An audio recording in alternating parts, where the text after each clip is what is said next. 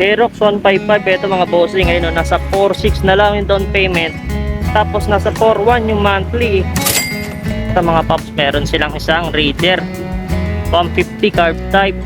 Sa cash niya, ayan, nasa 64.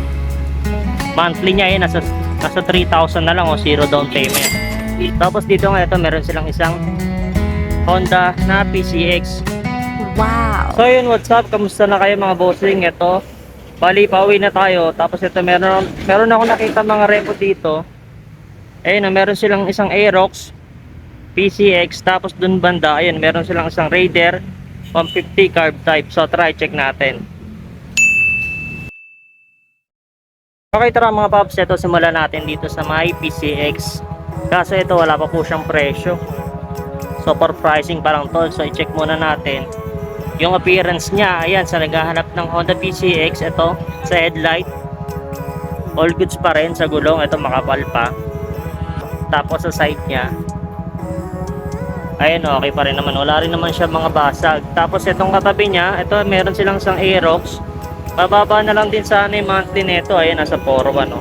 Pero basag yung dito sa may kaha niya, tsaka sa may headlight niya mga bossing. So ayun o, kung gusto niyo yan, computin niyo na lang po kung magkano pa yung malelens niyo. Tapos sa down payment niya, ayan, nasa 4.6. Yan, itsura niya sa gilid, ayan, okay naman. All goods pa rin naman siya. Ito lang talaga yung naging problema niya. Ayan, sa may gahan niya, medyo may basig na siya talaga. So palitin na po siya talaga. Tapos dito, meron din silang Mii Sporty. Ito, sariwa na rin, no? Kaso wala pa rin siyang presyo.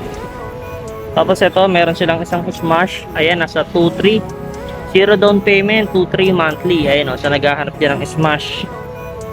Tapos ito, isang Honda Click na version 3. Tapos ito mga pops, meron silang isang Raider 150 carb type. Sa cash niya, ayan, nasa 64. Monthly niya, ayan, nasa 3,000 na lang o zero down payment.